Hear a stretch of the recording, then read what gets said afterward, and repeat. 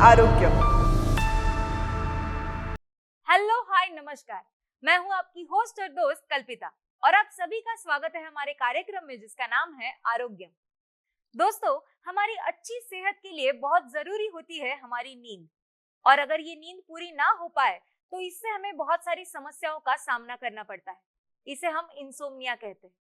इसी विषय पर चर्चा करने के लिए हमारे साथ हमारे स्टूडियो में मौजूद है आयुर्वेदिक डॉक्टर उदय कुलकर्णी जी। तो चलिए उनका स्वागत करते हैं और चर्चा की शुरुआत करते हैं। वेलकम डॉक्टर उदय कुलकर्णी जी, आपका हमारे आरोग्यम के मंच पर बहुत बहुत स्वागत है। डॉक्टर, आज हम बात करने वाले हैं अनिद्रा यानी इंसोम्निया के बारे में। इंसोम्निया एग्जैक्टली क्या है, ये जानने से पहले मैं आपसे ये जानना चाहूंगी कि निद्रा यानी नींद हमारे हेल्थी जीवन के लिए कितनी महत्वपूर्ण है। ये निद्रा भूतधात्री यानी सब जीवों का रक्षण करने वाली है।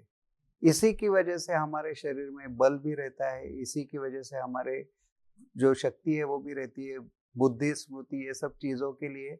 और अपने जो भी हम लोग खाते पीते हैं तो उसका ठीक से पोषण शरीर का अगर होना है तो उसके लिए भी नींद की आवश्यकता है। तो नींद अगर ठीक से हो जाती है तो शरीर अपने खुद को रिपेयर करता रहता है। जब भी हमें कुछ पूरे दिन भर की थकान है वो निकलने के लिए नींद की बहुत आवश्यकता है। तो हम लोग कह सकते हैं कि अगर पूरे दिन का काम अगर आपको ठीक करना है जी, तो उसके पहले वाले दिन की नींद अगर आपकी ठीक से हो जाती है तो आप पूरा उत्साह से काम कर सकते हो।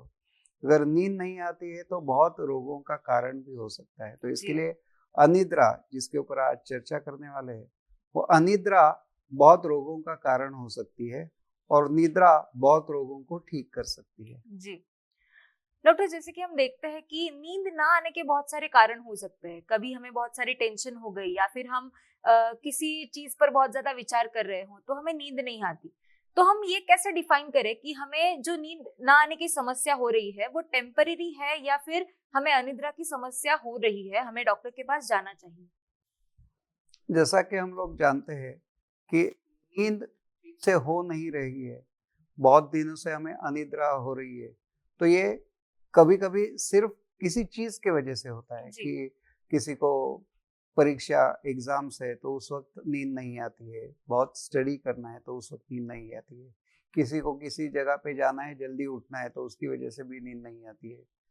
ये सब चीज़ों के साथ में किसी की शिफ्ट ड्यूटी रहती है तो उस वक्त भी ये नींद की समस्या हो सकती है, लेकिन वो टेम्पररी है या हमेशा वाली है, इसे अगर देखना है तो अगर जो भी नींद नहीं आ रही है वो 3 हफ्ते से ज़्यादा अगर आपको ये समस्या दे रही है कि आपको कितना भी आप कोशिश करो, आप अपने बिस्तर पे लेटने के बाद भी आपको घंटे घंटे भर वहाँ पे सिर्फ आप एक जैसे कहते हैं कि करवटें बदलते रहते हैं या फिर मन में विचार चलते रहते हैं या फिर बार बार उठ के कुछ अगर खाने पीने के लिए तो वहाँ पे जाना है, बहुत सी चीज़ें होती है कि जो आप नींद ना आने की वजह से करने की कोशिश करते हैं।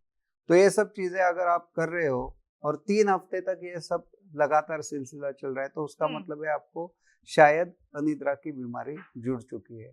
और अगर किसी को नींद आती है तो कुछ लोग ऐसे रहते हैं कि जो सिर्फ बिस्तर पे लेट गए और तुरंत दूसरे मिनट में उनको नींद आ जाती है, किसी को थोड़ी देर रुकना पड़ता है।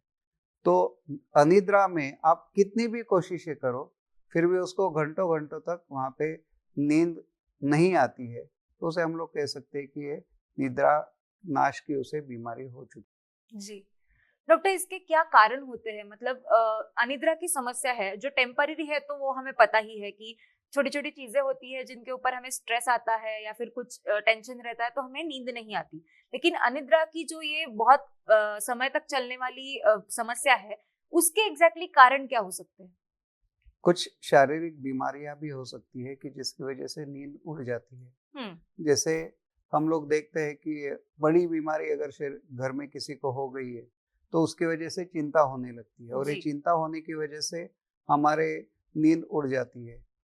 जैसे मजाक में तो हम लोग कहते हैं कि किसी को दिल का कुछ रोग लग गया तो उसकी वजह से उसकी नींद उड़ जाती है, लेकिन असल में कुछ बीमारियों की वजह से सच में ये नींद उड़ जाती है और ये उड़ जाती है इतना कि 2-2 3-3 दिन तक ये आदमी सोते नहीं है और उन्हें कितना भी आप कोशिश करो, दवाइयाँ खिलाओ, कुछ भी करो, फिर भी उनको शांति से नींद नहीं आती। डॉक्टर, आजकल हम देखते हैं कि सोशल मीडिया का जो एडिक्शन है वो बहुत ही बढ़ता जा रहा है। हमारी उंगली पर स्क्रॉल पर चीजें आ रही है, तो कई बार ऐसे भी देखा है कि लोगों को नींद आती है पर वो स्क्रॉल करने की इच्छा जो होती है वो उनकी कम नहीं होती, और बाद में ऐसा समय आ जाता है कि उन्हें पता ही नहीं चलता कि हम क्यों स्क्रॉल कर रहे हैं। हम एडिक्शन की तरह वो सोशल मीडिया पे स्क्रॉलिंग करते रहते हैं और उनका नींद का जो समय है वो घटता जाता है और उन्हें नींद आना बंद हो जाता है। तो क्या ये भी एक कारण हो सकता है? जैसा हम लोग देखते हैं कि आजकल छोटे-छोटे बच्चे, 4-5 साल के बच्चे भी नींद उड़ाते हैं। जी। उनको इतनी अंदर से उत्सुकता है कि मैं घर में, जैसे पिताजी और माँ देर से आते हैं तो उसके साथ में उनके साथ में खेलना है। जी। अपने खुद को एक्सप्रेस करने के लिए छोटे-छोटे बच्चे भी नींद उड़ाते हैं और 12-12, 1-1 बजे तक नहीं सोते हैं। जी। सिर्फ उनमें इतना है कि जब भी वो सो जाते हैं तो उसके बाद में 7-8 घंटे वो वैसे भी सोते हैं। तो उनके लिए ये बीमारी हम लोग कह सकते हैं कि वो कॉम्पेंसेट करके आगे लेके जा रहे हैं। लेकिन अपने पास स्टोरेज जैसा है कि मैंने 10 दिन तक नींद नहीं ली, इसके लिए मैं 4 दिन तक सोया रहा हूँ, तो वो नहीं होता है। तो नींद ना होने की वजह से जो भी अंदर का नुकसान है, उसे साथ में इतना नींद लेने के बाद में उसे कवर करना पॉसिबल नहीं है। इसके लिए आपको नींद ना आ रही हो तो पहचानना ज़्यादा ज़रूरी है।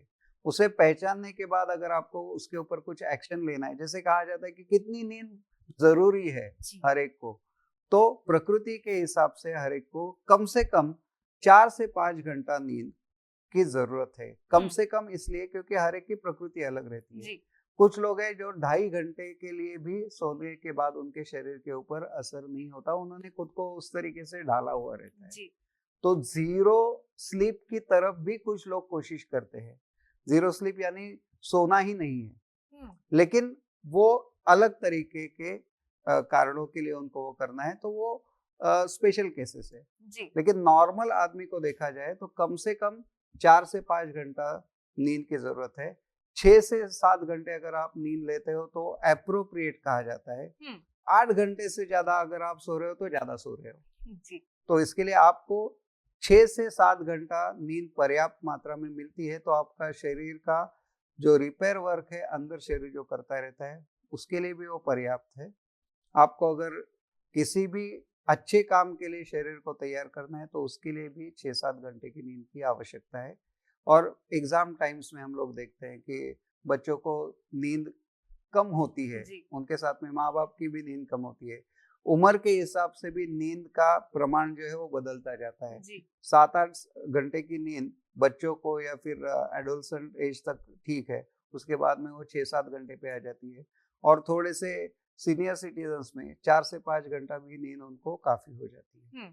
तो ये एज के हिसाब से देखा जाएगा, अपनी आवश्यकता के हिसाब से देखा जाएगा, तो ये प्रमाण बदलता है।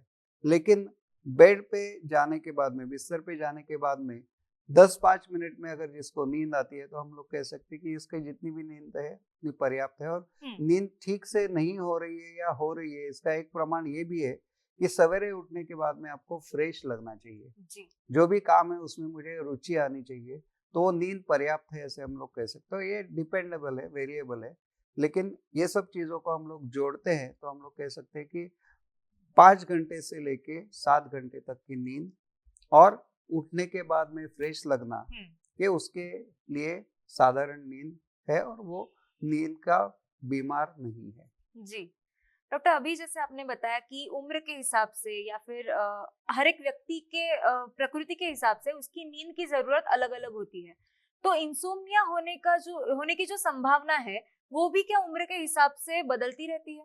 हाँ, जैसे हम लोग देखते हैं कि नींद आती है लेकिन उड़ाते हैं, और जिसको कोशिश करके भी नींद नहीं आती है, तो ये 2 अलग अलग कैटेगरीज हो गई। लेकिन फिर भी अगर नींद के लिए अगर हम लोग सोचेंगे कि जरूरत है लेकिन फिर भी नहीं आ रही है, तो कुछ ना कुछ तो करना पड़ता है। एज कुछ भी हो, उसके बाद में उसे दूसरे दिन फ्रेश नहीं लगता है तो उसका मतलब है इसकी नींद पूरी नहीं हो रही है, या तो वो देर से जाग रहा है या फिर खंडित निद्रा है। और आजकल हम लोग ये भी देखते हैं कि जो स्नोरिंग और उसके साथ में हम लोग कहते हैं कि उसको अंदर सांस लेने की बीमारी जिसे हम लोग एक अलग तरीके से उसके ऊपर उपाय भी करते हैं। तो ये चीज अगर हमने देखी, तो उनको अगर हमने ठीक से नींद आने के लिए कुछ कोशिश नहीं की, तो उनको बड़ी बीमारियां हो सकती है। तो इसके लिए जितना भी हो सकता है, डॉक्टर के पास से आप समझ लो कि आपको नींद की बीमारी में भी, इंसोम्निया में भी अलग अलग टाइप्स होते हैं कि देर से नींद आना, खंडित निद्रा बोलते हैं, या फिर पूरे टाइम तक उसको नींद नहीं आ रही है, या फिर रात को जो जो भी जागता है तो दिन में वो ऑफिस में जाके सोता है। जी। तो ये सब चीजें अगर हम लोग एक साथ में जोड़े तो कह सकते हैं कि अनिद्रा या निद्रानाश या इंसोम्निया, ये सब चीजें अगर आपको ठीक करनी है तो पर्याप्त रूप से उसके ऊपर आपको इलाज करना है। खाने पीने से लेके आपको बिहेवियरल चेंजेस से लेके बहुत सी चीज़ों के ऊपर ध्यान देना है, तो ही आप इसमें से बाहर आ सकते हो। और इसके लिए जो भी उपाय है, कुछ इंटरेस्टिंग चीज़ें भी है, हम लोग आगे देखेंगे। जी डॉक्टर, जैसे कि अभी आपने अनिद्रा के बारे में बात की, तो मैं आपसे ये जानना चाहूंगी कि आयुर्वेद में ऐसे कौन से उपाय हैं जो बताए गए हैं अनिद्रा के लिए और वो बहुत ही कारगर साबित होते हैं। ये हम जानेंगे, लेकिन एक छोटे से ब्रेक के बाद। दोस्तों, निद्रा हमारे जीवन के लिए कितनी कारगर है, कितनी जरूरी है, ये तो हमने जान लिया। अनिद्रा की समस्या से उभरने के लिए हमें क्या करना चाहिए, ये हम जानेंगे, लेकिन एक छोटे से ब्रेक के बाद।